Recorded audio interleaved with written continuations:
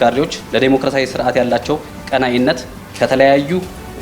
ከተለያዩ አሁናዊ ተግባሮቻቸው እንኳን ስንመለከት ሀገራችን መድረስ ከምትፈልግበት በንጽጽር ሲታይ በጣም አናሳ ተነሳሽነት ያለ መሆኑ የአሜሪካና የሳውዲ አረቢያ አምባሳደሮች በሊባኖስ ጦር አዛዥ ጄኔራል ሮዶልፍ ሃይካል ታጅበው ከሊታኒ ወንዝ በስተደቡብ የሚገኘውን ቀጠና ሲቃኙ ዓላማቸው አንድ ነበር። ይህ ለወራት የዘለቀውና በሺዎች የሚቆጠሩ ሰዎችን ሕይወት የቀጠፈው ግጭት በተኩስ አቁም ስምምነት ስም መብረዱን ለዓለም ማሳየት። በሩሲያ የጦር መርከብ ላይ ጥቃት ፈጽማለች። የዩክሬን ጥቃት የተፈጸመው በሩሲያ የጥቁር ባህር መርከቦች ውስጥ ካሉት ዘመናዊ ናፍጣ እንዲሁም ኤሌክትሪክ የሚሰራ የባህር ሰርጓጅ መርከቦች አንዱ በሆነው ፕሮጀክት 636.3 ቫርሻቪያንካ ክላስ በሌላ አጠራር ደግሞ ኪሎ ክላስ ላይ መሆኑ ተነግሯል። እንቅልፍን ከሚከለክሉ ነገሮች ውስጥ የሚከተሉት ዋነኞቹ ናቸው። ጭንቀት፣ ቡና ወይ ሻይ ማዘውተር፣ በተለይም መኝታ ሰዓት አካባቢ ላይ፣ ከመተኛት በፊት ስልክ ላይ ጊዜ ማሳለፍ፣ ከመተኛት በፊት ከባድ ምግቦችን መመገብ፣ ለእንቅልፍ ምቹ ያልሆነ ቦታ ለምሳሌ ብርሃን የሚገባበት፣ ድምጽ የበዛበት፣ እነዚህ ተጠቃሽ ናቸው። ሰላም ጤና ይስጥልን ውድ ተመልካቾቻችን፣ ሀገሬ ዜና ጀምሯል። የተለያዩ የሀገር ውስጥና ዓለም አቀፍ መረጃዎችን ይዘን ቀርበናል። ከመላ ስቱዲዮ ባልደረባዎቼ ጋር አብሬያችሁ ቆይታ የማደርገው እኔ ዳግም ተገኝ ነኝ። በመጀመሪያም አበይት መረጃዎችን አስቀደምን። የኢትዮጵያ ኤሌክትሪክ አገልግሎት ከአገልግሎት ፈላጊዎች ጉቦ በመጠየቅና ህገወጥ አሰራር በመፈጸም ተጠያቂ ባደረጋቸው 54 ሰራተኞች ላይ እርምጃ መውሰዱን አስታውቋል። አገልግሎቱ እርምጃውን የወሰደው ባለፉት 5 ወራት በዲጂታል አማራጮች ከህብረተሰቡ የደረሱ ጥቆማዎችን አጣርቶ በማረጋገጡ መሆኑንም ገልጿል። እርምጃው ከደሞዝ ቅጣት እስከ ስንብት የደረሰ መሆኑንም ጣቢያችን ሰምቷል። ዝርዝሩ እንደሚከተለው ይቀርባል። የኢትዮጵያ ኤሌክትሪክ አገልግሎት ባለፉት 5 ወራት ብቻ ከህዝብ በደረሰው ዲጂታል ጥቆማ መሰረት በ54 ሰራተኞቹ ላይ አስተዳደራዊ እርምጃ መውሰዱን አስታውቋል። አገልግሎቱ የደንበኞችን እርካታ ለማረጋገጥና መልካም አስተዳደርን ለማስፈን የዲጂታል የጥቆማ መቀበያ ስርዓት ዘርግቶ ወደ ስራ መግባቱ ይታወሳል። የተቋሙ የኮሚኒኬሽን ዳይሬክተር አቶ አንዋር አብራር በተለይም ከህብረተሰቡ በዘመናዊ መንገድ የሚወጡ ተጨባጭ መረጃዎችና ጥቆማዎችን መሰረት በማድረግ ሰራተኞችን ተጠያቂ የሚያደርግ አሰራር ተፈጻሚ እየተደረገ ነው ብለዋል። 2018 የመጀመሪያ 5 ወራት በኢትዮጵያ ኤሌክትሪክ አገልግሎት የዲጂታል የሙስና መጠቆሚያ መረጃ ዌብሳይት አለ። እሱ ዌብሳይት ካስተዋወቅነው የተወሰነ ወራት ወጥቷል። አጠቃላይ ተግባራዊ በተደረገው የዲጂታል ሙስና ጥቆማ ማቅረቢያ መሰረት የቀረቡት ጥቆማዎች በ5 ወር ውስጥ እርምጃ ወሰድነው። ስሩ የጽሁፍ ማስጠንቀቂያን የሰጠ ነው። 37ቱ ደግሞ የደሞዝ ቅጣት ነው ቀጣ ነው። 2 ደግሞ ከቦታቸው ሊትራሊ አንስተናል። 5ቱ ደግሞ ስንብት ነው። ሲል 54ቱ ሰራተኞች ላይ እርምጃ ወስደናል። አክለውም እርምጃው የተወሰደባቸው እነዚህ ሰራተኞች በዋናነት የኤሌክትሪክ ኃይል ለማግኘት ጥያቄ በሚያቀርቡ ደንበኞች ላይ ያልተገባ ክፍያ ወይም ጉቦ በመጠየቅ እንዲሁም የብልሽት ጥገናን ሆን ብሎ በማስተጓጎልና በአስቸኳይ ጊዜ አገልግሎቶች ላይ ህገወጥ ጥቅም በመፈለግ መሆኑን ተናግረዋል። አጠቃላይ ከተገኘው የዲጂታል ጥቆማ 54ቱ ላይ ነው እርምጃ የወሰድንባቸው። በተለይ አብዛኞቹ የስራ ያጋጠሙ የተጠቆሙ ያጣራናቸው እና መረጃ የወሰድንባቸው የስራ መስኮች 1-3-4ቱን ላንሳለን። አንደኛው አዲስ ኃይል ጥያቄ የሚጠይቅ ሰው በርካታ እንደሆነ ይታወቃል። ቆጥሪ ይግባልኝ አዲስ ኃይል እፈልጋለሁ የሚል ብዙ ሰው አለ። ከነሱ ጋር በተገናኘ ያልተገባ ጥያቄ እየተጠየቁ የተበላሸ አሰራር የሚጠየቁ የተወሰኑ ሰራተኞች በጥቆማ መሰረት አግኝተናል። 2 የኃይል መቆራረጥ ገጥም አስቸኳይ ጥገና ደግሞ ሲጠይቁ የተወሰኑ አካባቢዎች ላይ የተወሰኑ ሰራተኞች ላይ ብልሹ አሰራር አግኝተናል። የቆጣሪ ንባብ የቢላስ አቀሰብ ምን አካባቢ ደግሞ ያለ ብልሹ አሰራርና ስነ ምግባር ጥሰት አለ። እነዚህ ሁሉ ተሰብስበው ነው 54 ሰራተኞች ላይ እርምጃ ወሰድነው። የተበላሸ አሰራር ሲገጥም ሁሉም ኢትዮጵያዊ ግድ እንደሚለው ማሳየት ያስፈልጋል። አገልግሎቱም ይህንን የተጠቆማ ሲመጣ እንዲሁ እንደ ነገር ማለፍ ደግሞ እንደሌለበት ደግሞ በይፋ ማሳወቅ አለብን። ስለዚህ ደንበኞቻችን የሚያመጡት ጥቆማ ዋጋ እንዳለው መታየት አለበት። ተቋሙ ከደንበኞች የሚቀርቡ ጥቆማዎችን ተቀብሎ በማጣራት አስፈላጊውን ምላሽ ለመስጠት ያስችለው ዘንድ የሁሉም ባለድርሻ አካላት ተሳትፎ አስፈላጊ በመሆኑ የዲጂታል የጥቆማ መቀበያ ስርዓቱን በመጠቀም በአገልግሎት አሰጣጡ ላይ የሚታዩ የሙስናና ብልሹ አሰራር ችግሮች ላይ ጥቆማዎችን ይቅረቡልኝ ሲልም ጠይቋል። መንግስት ነጻና ዲሞክራሲያዊ ምርጫ እንዲካሄድ ለማድረግ ያለው ተነሳሽነት አነስተኛ ነው ሲል ኢዜማ ከሰሰ። የመንግስት ሀብት ለምርጫ ቅስቀሳ ሊውል ይችላል የሚል ስጋት እንዳለውን ፓርቲው አስታውቋል። ደምሰው ሽፈራው የኢትዮጵያ ዜጎች ለማህበራዊ ፍትህ ፓርቲ ኢዜማ ግንቦት 24 ቀን 2018 ዓ.ም ይካሄዳል ተብሎ በሚጠበቀው 7ኛው ሀገራዊ ምርጫ ላይ እንደሚሳተፍ አስታውቋል። የጸጥታ ጉዳዮችን ጨምሮ የተለያዩ ችግሮች እየተስተዋሉ ነው ያለው ፓርቲው መሰል ችግሮች ቢኖሩም ምርጫ ቦርድ ምርጫ አካሄድባቸው ባላቸው የምርጫ ክልሎች ላይ ለመሳተፍ መወሰኑን ነው የገለጸው። ፓርቲው ችግሮች ሲል ከጠቀሳቸው ጉዳዮች መካከል የዲሞክራሲያዊ ናቸው ያላቸው እንቅስቃሴዎች የሚገኙ ሲሆን ነጻና ዲሞክራሲያዊ ምርጫ ከማካሄድ አኳያ በመንግስት በኩል ያለው ተነሳሽነትም አናሳ ነው ብሏል። አንደኛ በሀገራችን አንዳንድ አካባቢዎች ላይ ከፍተኛ የሆነ የጸጥታ ችግር መኖር፣ ሁለት የፖለቲካ ምህዳሩ ምንም እንኳን በቃል ደረጃ በምርጫው 2013 ሀገር አቀፍ ምርጫ ላይ እንደተገለጸው ሁሉ አሁንም ምርጫውን ነጻና ፍትሃዊ ለማድረግ እንዲሁም አስቻይ ሁኔታን ለማመቻቸት ፍላጎት እንዳለ ቢገለጽም የመንግስትና የገዢው ፓርቲ ካድሬዎች ለዲሞክራሲያዊ ስርዓት ያላቸው ቀናይነት ከተለያዩ አሁናዊ ተግባሮቻቸው እንኳን ስንመለከት ሀገራችን መድረስ ከምትፈልግበት በንጽጽር ሲታይ በጣም አናሳ ተነሳሽነት ያለ መሆኑ፣ ሶስት ያለው የፖለቲካ ባህል የማህበረሰቡን ቁስል እያከኩ ከሚገኝ ጊዜያዊ የፎታ ማስተጋሻ ባለፈ ቁስልን አክሞ ለዘለቄታው የሚሆን ፈውስ ዝግጁ አለመሆን ወይም ከመፍትሄ ጠቋሚ ሀሳቦች ይልቅ ስሜት ተንኳሽ ሀሳብ አየሩን የተቆጣጠረበት መሆን እንዲሁም ሌሎች በርካታ ችግሮች ተደማምረው ለዲሞክራሲያዊ ምርጫ ፖለቲካ ያለው ምህዳር ውሱን መሆኑን እንረዳለን። መንግስትና ፓርቲን መለየት እንደሚገባ የገለጸው ኢዜማ ይህ ጉዳይ በመጪው ምርጫ ላይ አሉታዊ ተጽዕኖ ሊያሳድር ይችላል የሚል ስጋቱን ገልጿል። ከሀብት አጠቃቀም ጋር በተያያዘ የመንግስትን ሀብትና ንብረት ለምርጫ ቅስቀሳ ተግባር የመዋል አዝማሚያም ያሰጋኛል ብሏል። ገዢው ፓርቲም ከዚህ አይነት ተግባር ሊቆጠብ ይገባል ሲልም ኢዜማ አሳስቧል። የገዢ ፓርቲ የመንግስትን ስልጣንና የመንግስትን ቤኔፊትስ ጥቅማ ጥቅሞች አቅም ለምርጫ ለፓርቲው ጥቅም ማዋል በጣም በተደጋጋሚ መግለጫ የሰጠንበት ነው። ገና ምርጫው ሳይጀመር እያየነው ያለው ሀቅ ነው። ገዢው ፓርቲ እና ካድሬዎቹ በየቦታው ለመቀስቀሻ የሚጠቀሙት የመንግስትን ሪሶርስ እንደሆነ በጣም በተደጋጋሚ አይተናል።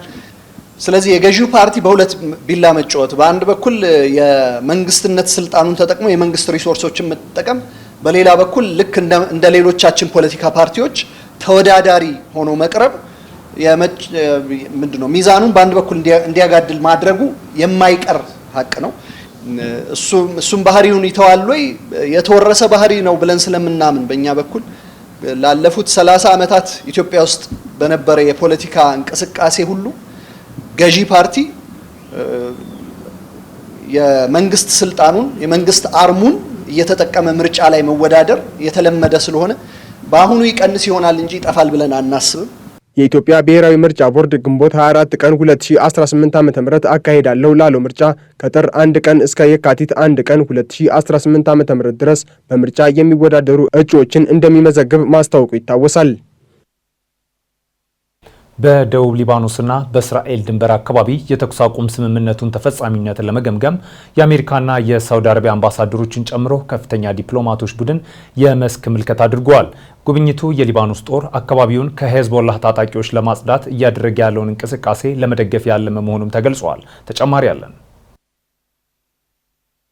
የክረምቷ ፀሐይ በደቡብ ሊባኖስ ተራሮች ላይ ስታበራ ዓለም የተመለከተው የዲፕሎማሲና የጦርነት አስገራሚ ውህደት ነበር። የዓለም ሀያላን ሀገራት አምባሳደሮች በተሽሞነም ሆነ የዲፕሎማሲ ቋንቋና በውድ አልባሳት ታጅበው የሊባኖስና የእስራኤል ድንበር ላይ ተገኝተው ነበር። ነገር ግን ይህ ጉብኝት ከጀርባ ያለውን እሳተ ገሞራ ሊሸፍን አልቻለም። የአሜሪካና የሳውዲ አረቢያ አምባሳደሮች በሊባኖስ ጦር አዛዥ ጄኔራል ሮዶልፍ ሃይካል ታጅበው ከሊታኒ ወንዝ በስተደቡብ የሚገኘውን ቀጠና ሲቃኙ ዓላማቸው አንድ ነበር። ይህ ለወራት የዘለቀውና በሺዎች የሚቆጠሩ ሰዎችን ሕይወት የቀጠፈው ግጭት በተኩስ አቁም ስምምነት ስም መብረዱን ለዓለም ማሳየት። ጄኔራል ሃይካል እንግዶቻቸውን ይዘው ወደ አንድ ወታደራዊ ማማ ሲወጡ ከፊት ለፊታቸው የሚታየው መልክዓ ምድር ውብ ቢመስልም በውስጡ ግን 5 በእስራኤል ጦር የተያዙ ኮረብታዎችን አቅፎ ይዞ ነበር። እስራኤል አሁንም ወታደሮቿን ከነዚህ ቁልፍ ቦታዎች አላነሳችም። ዲፕሎማቶቹ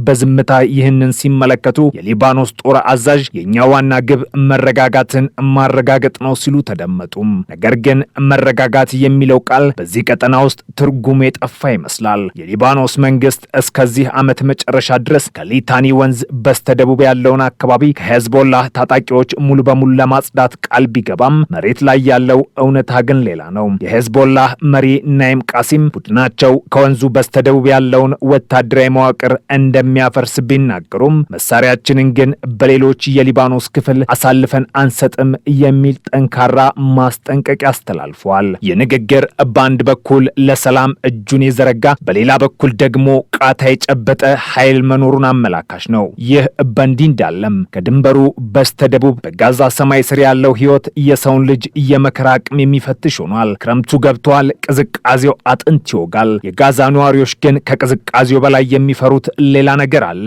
የሰብአዊ እርዳታ በበቂ ሁኔታ ካለመገኘቱ አኳያ ረሃብና መድኃኒት እጦት እንደ ወረርሽኝ ተስፋፍቷል። የጋዛ ባለስልጣናት በፍርስራሽ ስር የተቀበሩ የቤተሰቦቻቸውን አካል ለማውጣት እንኳ በቂ መሳሪያ የላቸውም። እያንዳንዱ የፈረሰ ህንጻ ስር ያልተነገረ ታሪክና ያልደረቀ እንባ አለ። በተለይ አሳሳቢው ጉዳይ ተኩስ አቁም ተብሎ በታወጀበት በዚህ ወቅት እንኳን ሞት አለማቆሙ ነው። የእስራኤል ጦር ከጥቅምት ወር ጀምሮ ተግባራዊ የሆነውን ስምምነት ተከትሎ በወሰዳቸው እርምጃዎች ቢያንስ 391 ፍልስጤማውያን ተገድለዋል። አልጀዚራ ያገኘው የሳተላይት መረጃ እንደሚያጋልጠው እስራኤል የቢጫ መስመር ብላ በከለለችውና 58 በመቶ የሚሆነውን የጋዛ መሬት በሚሸፍነው ቀጠና ውስጥ የሲቪል መኖሪያዎች እየፈረሱ ይገኛሉ። በተለይ በሹጃይና በቱፋ ሰፈሮች እየታየው ውድመት ሆን ተብሎ እየተደረገ ነው የሚል ወቀሳም ይቀርብበታል። የሩትገርስ ዩኒቨርሲቲ የህግ ፕሮፌሰር አዲል ሀክ ይህ ድርጊት በጄኔቫ ኮንቬንሽን መሰረት የተከለከለ ነው፣ ወታደራዊ አስፈላጊነት በሌለበት ሁኔታ የሰዎችን ንብረት ማውደም ወንጀል ነው ሲል ይሞግታሉ። የእስራኤል መከላከያ ኃይል በበኩሉ የሐማስ ወታደሮች በአካባቢው ያዘጋጁትን ዋሻ ከማፍረስ ውጪ ንጹሐንን ኢላማ ያደረገ ጥቃት አልፈጸምኩም ሲል ይከራከራል። በዚህ የህግና የፍትህ ቀውስ መሃል ከኔዘርላንድ ዘሄግ የተሰማው ዜና ለእስራኤል መንግስት አስደንጋጭ ነበር። ዓለም አቀፉ የወንጀለኞች ፍርድ ቤት ይግባኝ ሰሚ ችሎት እስራኤል ያቀረበችውን ወሳኝ የህግ ተቃውሞ ውድቅ አድርጎታል። እስራኤል ከጥቅምት 7 በኋላ የተፈጠረው ሁኔታ አዲስ ስለሆነ ፍርድ ቤቱ ያለ አዲስ ማስጠንቀቂያ ምርመራ ማድረግ አይችልም የሚል መከራከሪያ አንስታ ነበር። ዳኞቹ ግን ይህንን አልተቀበሉትም። ግጭቱ ያው ነው፣ ተዋናዮቹ እነዚያው ናቸው፣ ግዛቱም ያው ነው በማለት ምርመራው እንዲቀጥል ወስነዋል። ይህ ማለት በጠቅላይ ሚኒስተር ቤንያሚን ኔታንያሁና በቀድሞው የመከላከያ ሚኒስተር ዮአፍ ጋላንት ላይ የወጣው የእስር ትዕዛዝ እየጸና ነው ማለት ነው። ነገር ግን ከህግ በላይ የፖለቲካው ጨዋታ እጅግ ውስብስብ ነው። በዋሽንግተን ዲሲ የሚነፍሰው ነፋስ አቅጣጫውን እየቀየረ ይመስላል። ዶናልድ ትራምፕ እስራኤል በቅርቡ የወሰደችውን አንድ እርምጃ በጥርጣሬ እያዩት ነው። የእስራኤል ጦር የሐማስን ከፍተኛ አዛዥ ራድ ሰዓድን በቦምብ መግደሉን ተከትሎ ትራምፕ ይህ የጋዛን የተኩስ አቁም ስምምነት የሚጥስ ነው ወይስ አይደለም የሚለውን እያጣሩ መሆኑን ተናግረዋል። ምንም እንኳን ትራምፕ በአደባባይ ከኔታንያሁ ጋር ወዳጅነታቸው ጠንካራ ነው ቢሉም ከውስጥ የሚወጡ መረጃዎች ግን ሌላ ታሪክ ይናገራሉ። አክሲዮስ የተሰኘው ድረገጽ የአሜሪካ ባለስልጣናትን ጠቅሶ እንደዘገበው ዋይት ሀውስ ለእስራኤል ጠቅላይ ሚኒስተር የላከው መልእክት ማስጠንቀቂያ አዘል ነበር። የራሳችሁን ስም ማበላሸትና ስምምነት አክባሪ አለመሆናችሁን ለዓለም ማሳየት ከፈለጋችሁ መብታችሁ ነው። ነገር ግን ፕሬዚዳንት ትራምፕ በክብር ያመጡትን ስምምነት በማፍረስ የእሳቸውን ስም እንድታበላሹ አንፈቅድም የሚል ጠንካራ መልእክት ተላልፏል።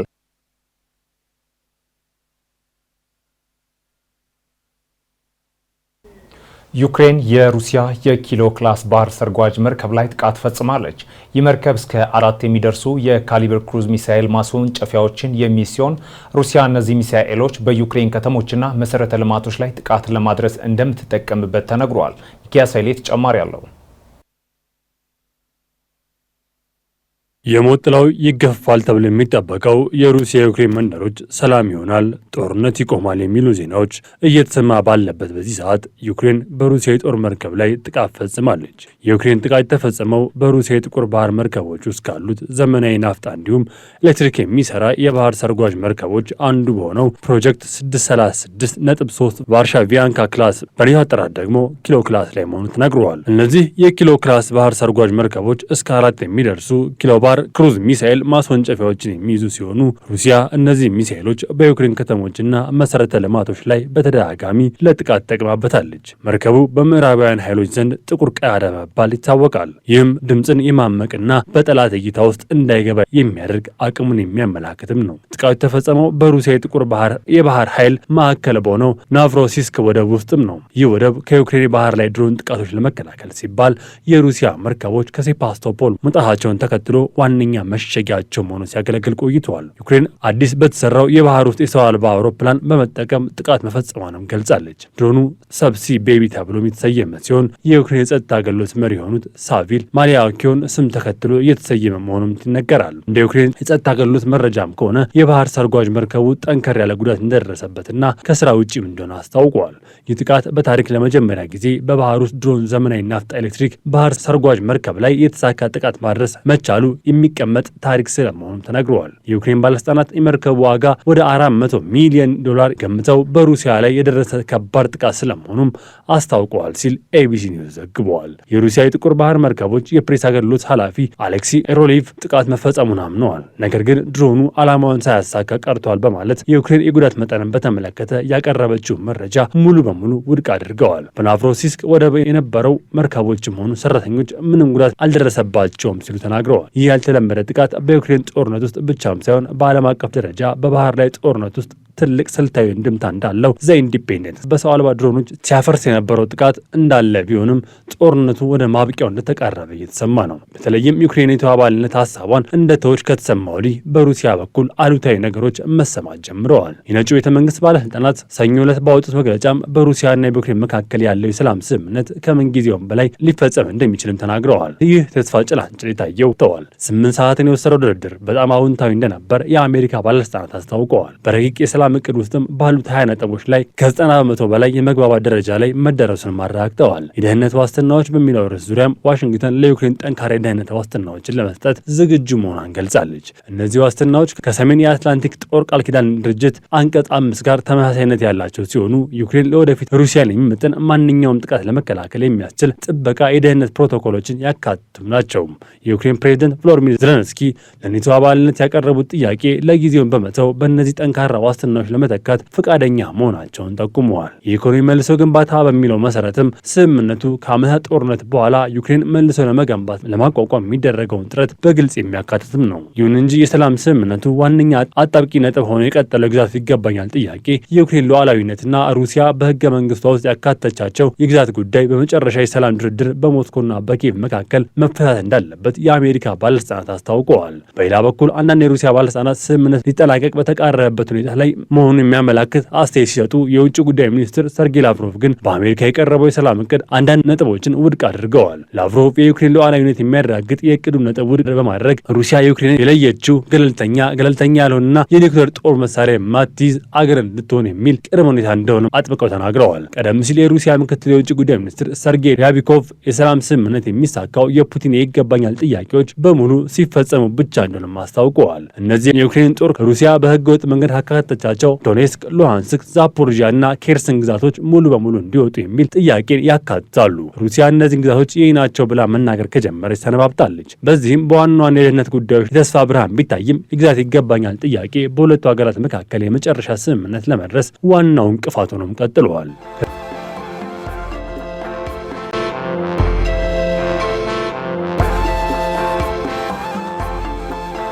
ወደ ተመልካቾቻችን ሀገሬ ዜና እንደቀጠለ ነው። አጫጭር ወዳልናቸው መረጃዎች አለፍን። በትራንስፖርት ዘርፉ የሚስተዋሉ ዘርፈ ብዙ ችግሮች እንዲቀረፉ ተጠየቀ። የሕዝብ ተወካዮች ምክር ቤት የትራንስፖርትና ሎጂስቲክስ አገልግሎት ላይ ባደረገው ውይይት በክልሎች እየተከናወነ የሚገኘው የአየር ማረፊያ የግንባታ አፈጻጸም፣ ህገወጥ ኬላዎችን፣ የትራፊክ አደጋንና ዘርፉን የማዘመን ጉዳይን ጨምሮ ሌሎች ተያያዥ ጥያቄዎችን አንስተዋል። አየር ማረፊያዎቹ በክልል መንግስታትና በባለ ሀብቶች ትብብር እየተገነቡ መሆናቸውን ያነሱት የትራንስፖርትና ሎጂስቲክስ ሚኒስትሩ ዶክተር አለሙ ስሜ ግንባታቸው ደረጃቸውን የጠበቁ እንዲሆኑ ሚኒስቴር መስሪያ ቤቱ የቴክኒክ ድጋፍ እያደረገላቸው እንደሚገኝ ተናግረዋል። ይሁንና የግንባታ ሂደቶች የመጓተት ችግር እንደሚስተዋልባቸውም ገልጸዋል። በትራንስፖርት ዘርፉ የሚስተዋሉ ሌሎች ችግሮችን ለመቅረፍና የአሰራር ስርዓቱን ለማዘመን በትኩረት እየተሰራ መሆኑን አክሎ የገለጹት ሚኒስትሩ የተሽከርካሪዎችን ሰሌዳ ቀይሮ ዲጂታላይዝ የማድረግ ስራው በቅርቡ ተጠናቆ የሚሰራጭ መሆኑን ተናግረዋል።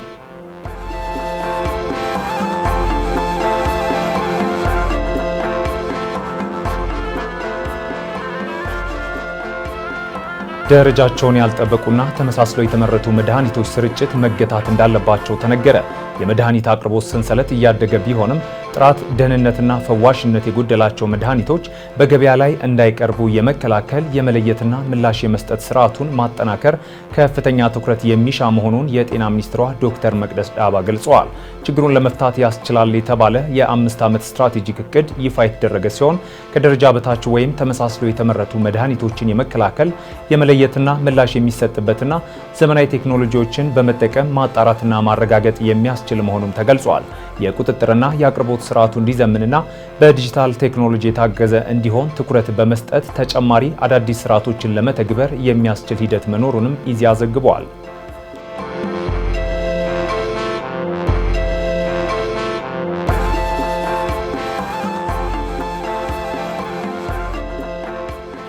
የኢትዮጵያ ሰብአዊ መብቶች ጉባኤ ኢሰመጉ መንግስት በፖለቲካዊ ምክንያት በእስር ላይ ይገኛሉ ያላቸው ዜጎች ላይ የቀረበውን ክስ በማቋረጥና ለተፈረደባቸውም ይቅርታ በማድረግ የፖለቲካ ምህዳሩን እንዲያሰፋ ሲል ጠይቋል። የሀገሪቱ የሰብአዊ መብቶች ሁኔታ መሻሻል አለማሳየቱ ስጋት እንደፈጠረበት የገለጸው ኢሰመጉ መንግስት የዜጎችን ሰብአዊ መብቶች የማክበር የማስከበርና የማሟላት ዋነኛ ኃላፊነቱን በአግባቡ እንዲወጣም ጠይቋል። ድርጅቱ ግጭቶችን በሰላማዊ መንገድ እንዲፈቱ፣ የዜጎች ደህንነት እንዲጠበቅና ሰብአዊ እርዳታ ያለ ገደብ እንዲደርስ እንዲሁም ተጠያቂነትን በማስፈን በንጹሃን ላይ ጥቃት የሚፈጽሙ አካላት ለህግ እንዲቀርቡ ሲልም በመግለጫው ጠቅሷል። ጉባኤው ዓለም አቀፍ የሰብአዊ መብቶች ቀንን ለ77ኛ ጊዜ አክብረዋል።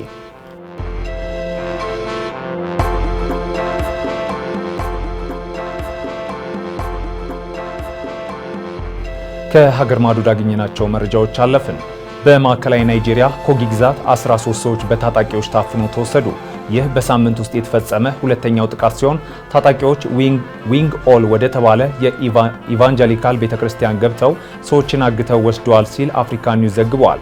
ከታጣቂዎቹ 5ቱ መገደላቸውና የተቀሩት ጉዳት ደርሶባቸው እንዳመለጡም ተነግሯል።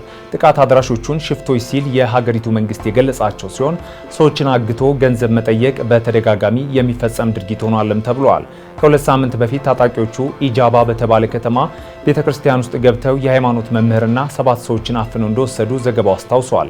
ታጋቾቹን ለማስለቀቅ ጥረት ቢደረግም እስካሁን እንዳልተሳካም ነዋሪዎች ገልጸዋል።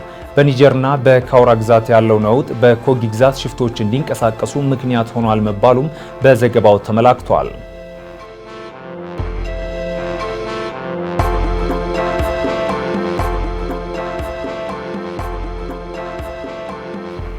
የአሜሪካው ፕሬዝዳንት ዶናልድ ትራምፕ ቢቢሲ ፈጽሞብኛል ላሉት የስም ማጥፋት ወንጀል የ10 ቢሊዮን ዶላር ካሳ እንዲከፍል መጠየቃቸው ተነገረ።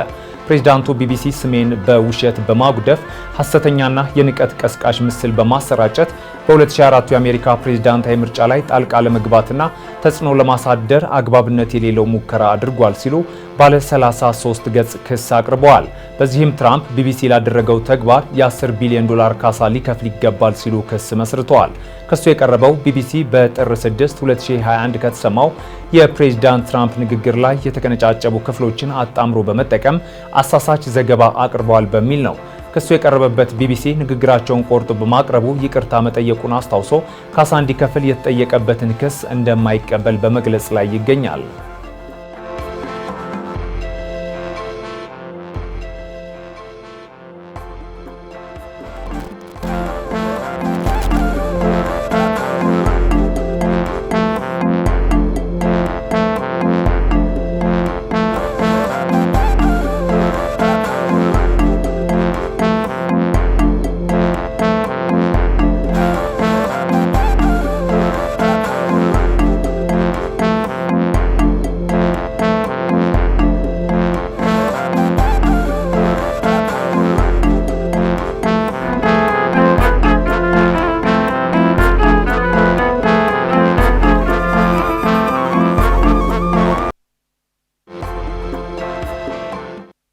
ውድ ተመልካቾቻችን ሀገር ዜና ወደ መገባደዱ ነው።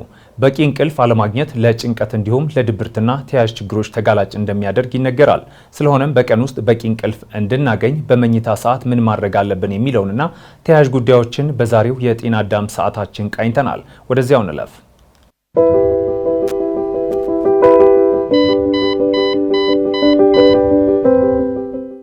ሰላም። መኝታ ላይ ከወጣችሁ በኋላ እንቅልፍ አልመጣ ብሏችሁ የምትቸገሩ ከሆነ ቤታችሁ ውስጥ ማድረግ የምትችሏቸውን ነገሮች እነግራችኋለሁ። ዶክተር ቢኒያም ነኝ፣ አብራችሁን ቆዩ። በቂ እንቅልፍ አለማግኘት ለጭንቀት እንዲሁም ለድብርት ከማጋለጡ ባሻገር ውጤታማነታችን ላይ ትልቅ ተጽዕኖ ይኖረዋል። እንቅልፍን ከሚከለክሉ ነገሮች ውስጥ የሚከተሉት ዋነኞቹ ናቸው። ጭንቀት፣ ቡና ወይ ሻይ ማዘውተር፣ በተለይም መኝታ ሰዓት አካባቢ ላይ ከመተኛት በፊት ስልክ ላይ ጊዜ ማሳለፍ፣ ከመተኛት በፊት ከባድ ምግቦችን መመገብ፣ ቋሚ የሆነ የእንቅልፍ ሰዓት አለመኖር፣ ለእንቅልፍ ምቹ ያልሆነ ቦታ ለምሳሌ ብርሃን የሚገባበት፣ ድምፅ የበዛበት፣ እነዚህ ተጠቃሽ ናቸው። በቤት ውስጥ ማድረግ የምትችሏቸውን ነገሮች እንዲሁም መፍትሄዎች ልንገራችሁ። አንደኛ፣ ቋሚ የሆነ የእንቅልፍ ሰዓት መመደብ። ሁለተኛ፣ ከመተኛቱ 30 ደቂቃ ወይንም 1 ሰዓት ቀደም ብለው የእጅ ስልኮትን አለመጠቀም። ከዚህ ይልቅ መጽሐፍትን ማንበብ ወይንም ለስለስ ያሉ ሙዚቃዎችን ማዳመጥ። በመኝታ ሰዓትና በራት ሰዓት መካከል ቢያንስ የ2 ሰዓት ልዩነት እንዲኖር ማድረግ። መኝታ ቤቱን ለእንቅልፍ ምቹ ማድረግ፣ ለምሳሌ ሙሉ ለሙሉ ጨለማ እንዲሆን እንዲሁም ድምፅ እንዳይገባበት ማድረግ። ከዚህ በተጨማሪ ወተት የእንቅልፍ ችግር ላለባቸው ሰዎች ጥሩ መፍትሄ ነው። ከላይ የተነጋገርናቸውን እያደረጉ ለውጥ ካላገኙ ራሱን የቻለ ሕክምና ስላለው ወደ ሕክምና ተቋም መሄድ ይኖርቦታል። ሰላም።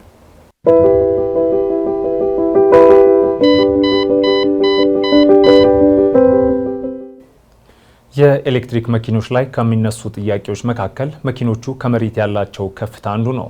ለዚህም ከፍታ መጨመር እየተለመደ ያለ ተግባር ሆኗል። ታዲያ የመኪናን ከፍታ መጨመር ጥቅምና ጉዳቱ የአውቶሞቲቭ ባለሙያው እንዲያዘጋጅቶልናል።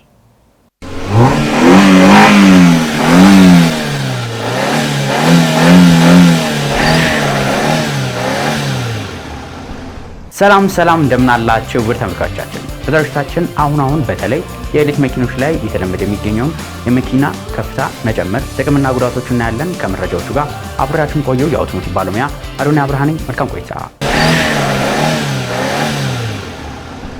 የኤሌክትሪክ መኪኖች ከፍተኛ ጥንቃቄ የሚፈልጉ ተሽከርካሪ እንደሆኑ ግልጽ ነው። በተለይ መኪኖቹ በዋነኝነት ባትሪያቸው የመኪናው ወሳኝና አስፈላጊ የሆነው ነገር ስለሆነ ማለት ነው። ይህም ባትሪ በዋነኝነት የሚገኘው ከመኪናችን ስር የሚገኝ ስለሆነ ለባትሪው ጥንቃቄ ሲባል የመኪናችን ከፍታ መጨመር አንዳንድ ጊዜ አስፈላጊ ሆኖ ይገኛል። የመኪናው ከፍታ መኪና አምራች ካምፓኒው መኪናውን ሲያመርት የሚኖረው ከፍታ አለ። ነገር ግን በግላችን ከፍታ መጨመር በዋነኝነት የምንጠቀመው ስፔሰር በሚባለው እቃ ማለት ነው። ይህም ራሱን የቻለ ጥቅምና ጉዳት አለው። ጥቅሙን በምናይበት ጊዜ የመኪናውን ከመሬት ያለውን ከፍታ ከፍ በምናደርግበት ጊዜ መኪናው ከስር ድንጋይ እንዲሁም ሌሎች ነገሮች ላይ ጉዳት እንዳያደርስበት እንዲሁም አሁን እየመጡ የሚገኙት የኤሌክትሪክ መኪና ራሳቸውን የቻሉ የአይፒ ሬቲንግ ወይ ደግሞ ኢንግሪስ ፕሮቴክሽን ሬቲንግ አላቸው። ይህም ማለት ወደ ኤሌክትሪክ ሞተሮቹ ወደ ባትሪው ውሃ እንዳይገባ የመከላከል አቅሙ ማለት ነው። ይህ ታዲያ ከመኪና ከፍታ ጋር ምን አገናኘው እያላችሁ ሊሆን ይችላል። የኤሌክትሪክ መኪና ባትሪያቸው የኤሌክትሪክ ሞተራቸው መኪና በውሃ ውስጥ ለምን ያህል ጊዜ በጥልቀት ውስጥ መቆየት እንደሚችል ይነግረናል። ይህም አይፒ ሬቲንግ ይባላል። የመኪናው ከፍታ በመጨመርበት ጊዜ ይህ የተሻለ ይሆናል።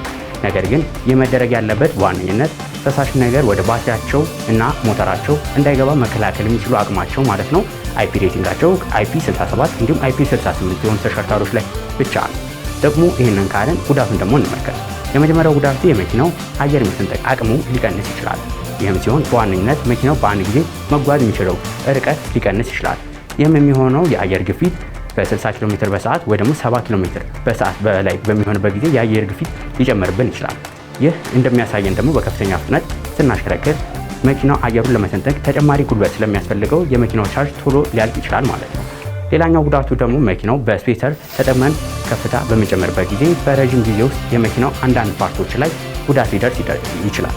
የመጀመሪያው ኮንትሮል አርም የምንለው፣ ሌላኛው ደግሞ ቦል ጆይንት የምንለው ወይ ደግሞ በተለምዶ በሀገራችን ላይ ቴስቲንግ የምንለው ላይ ማለት ነው። በጊዜ ሂደት እነዚህ ነገሮች ሊበላሹብን ይችላሉ። ስለዚህ የመኪናችን ከፍታ መጨመር ግድ የሚያስፈልገን ከሆነ ስፔሰር ከፍታ መጨመር ያለብን ከ2 ሴንቲሜትር እስከ 3 ሴንቲሜትር ባለው ብቻ መጨመር ያለብን። ከዚህ በተጨማሪ ግን ተለቅ ያለ ቻርጅ የምንጠቀም ከሆነ የመኪናውን ቦዲ እንደማይነካ ማረጋገጥ ይኖርብናል። ለዛሬ ይዤላችሁ የቀረቡት መረጃ ይህን ይመስል ነበር። በቀጣይ ሌሎች ከመኪና ጋር ተገናኙ መረጃ እስከምንገናኝ ድረስ መልካም ሁሉ ተመኘው።